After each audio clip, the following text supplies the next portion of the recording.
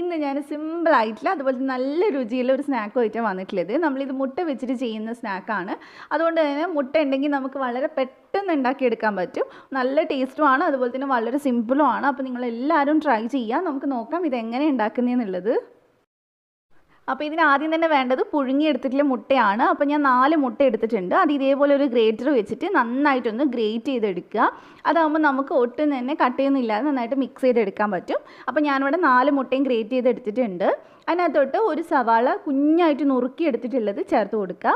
അതുപോലെ ഒരു ചെറിയ കഷ്ണം ഇഞ്ചി ചെറിയ പീസാക്കിയത്, പിന്നെ കുറച്ച് മല്ലിയില ചേർത്ത് കൊടുത്തിട്ടുണ്ട്, കുറച്ച് കറിവേപ്പില. ഇനി നമുക്ക് ഇതിനകത്തോട്ട് പൊടികൾ ചേർത്ത് കൊടുക്കാം. പൊടികൾ നമുക്ക് ഒരുപാടൊന്നും വേണ്ട. ഞാനിവിടെ 1 ടീസ്പൂൺ കാശ്മീരി മുളക് പൊടി ചേർത്തിട്ടുണ്ട്. അതേപോലെ തന്നെ ഒരു 1/2 ടീസ്പൂൺ കുരുമുളക് പൊടി ചേർത്തിട്ടുണ്ട്. പിന്നെ ഒരു 1/2 ടീസ്പൂൺ ചിക്കൻ മസാല, ഗരം മസാല ഉണ്ടെങ്കിൽ അതൊരു 1/2 ടീസ്പൂൺ ചേർത്ത് കൊടുക്കുക. ഇനി ഇതിലേക്ക് 1 ടേബിൾ സ്പൂൺ അരിപ്പൊടി ചേർത്തിട്ടുണ്ട്, 2 ടേബിൾ സ്പൂൺ കടലമാവ് ചേർത്തിട്ടുണ്ട്.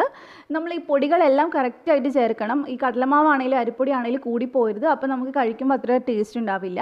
പിന്നെ ആവശ്യത്തിന് ഉപ്പും കൂടി ഇട്ടിട്ട് ഇത് നന്നായിട്ടൊന്ന് മിക്സ് ചെയ്തെടുക്കുക. ആദ്യം തന്നെ കുഴച്ചെടുക്കണ്ട, ഇതേപോലെ ഒന്ന് എല്ലാവരുടെയും ഒന്ന് ആ പൊടി ആക്കി കൊടുക്കുക. നമ്മൾ വളരെ കുറച്ച് പൊടിയേ ചേർക്കുന്നുള്ളൂ. അതുകൊണ്ട് തന്നെ നമുക്ക് കഴിക്കുമ്പോൾ ഒരു ഒട്ടലൊന്നും ഉണ്ടാവില്ല പൊടിയുടെ. അപ്പോൾ അതുകൊണ്ടാണ് പൊടി കൂടിപ്പോരുതെന്ന് പറഞ്ഞത്. ഇനി നമുക്കിത് നല്ലപോലെ ഒന്ന് മിക്സ് ചെയ്തെടുക്കണം, കുഴച്ച് മിക്സ് ചെയ്തെടുക്കുക. അപ്പോൾ ഞാനിത് നന്നായിട്ട് മിക്സ് ചെയ്തെടുത്തിട്ടുണ്ട്. ഇപ്പോൾ നമുക്ക് കറക്റ്റായിട്ട് കട്ട്ലറ്റിൻ്റെ ഷേപ്പൊക്കെ ആക്കാൻ പറ്റും. അപ്പോൾ ഇനി നമുക്ക് വേണ്ടത് ഒരു മുട്ട ഒന്ന് നന്നായിട്ടൊന്ന് ഇതേപോലെ ഒന്ന് ബീറ്റ് ചെയ്തെടുക്കുക. ഈ മുട്ട നമ്മൾ മുഴുവനായിട്ട് എടുക്കുന്നില്ല, ഇതിൻ്റെ ഒരു പകുതി നമ്മൾ ഇനി ഈ മസാലയിലേക്ക് ഒന്ന് ഒഴിച്ചു കൊടുക്കുന്നുണ്ട്. കാരണം നമ്മൾ ഇതിൽ വേറെ ഒന്നും ചേർത്തിട്ടില്ല, ഇതൊന്ന് നന്നായിട്ട് മിക്സായി കിട്ടാനായിട്ട്.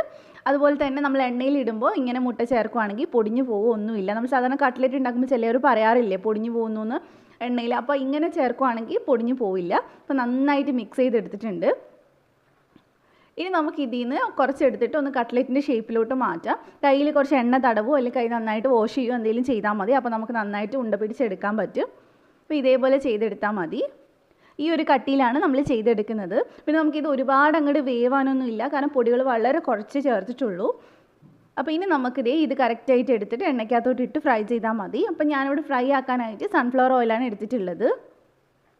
അത് നന്നായിട്ട് ചൂടാകുമ്പോൾ നമുക്ക് ഇതിനകത്തോട്ട് ഇട്ട് കൊടുക്കാം. നമ്മളൊരു മീഡിയം ടു ഹൈ ഫ്ലെയിമിൽ ഇട്ടിട്ട് തന്നെ ഫ്രൈ ചെയ്തെടുക്കുക. തീ കുറഞ്ഞു പോകരുത്, അതുപോലെ തന്നെ ഒത്തിരി കൂടാനും പാടില്ല.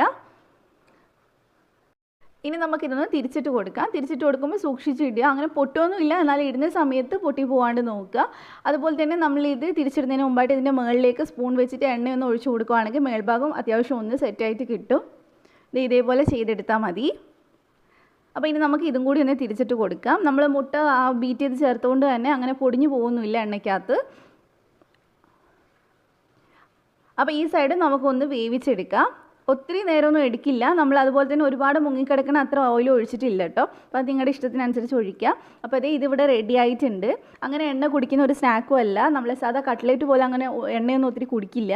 അപ്പോൾ എല്ലാവരും ട്രൈ ചെയ്യുക. ട്രൈ ചെയ്തിട്ട് ഫീഡ്ബാക്ക് പെട്ടെന്ന് പറയാം. അപ്പോൾ ഇതേപോലെ തന്നെ മറ്റൊരു അടിപൊളി വീഡിയോ ആയിട്ട് ഇൻഷാ അല്ലാഹ് നാളെ നമുക്ക് കാണാം. Thank you for watching.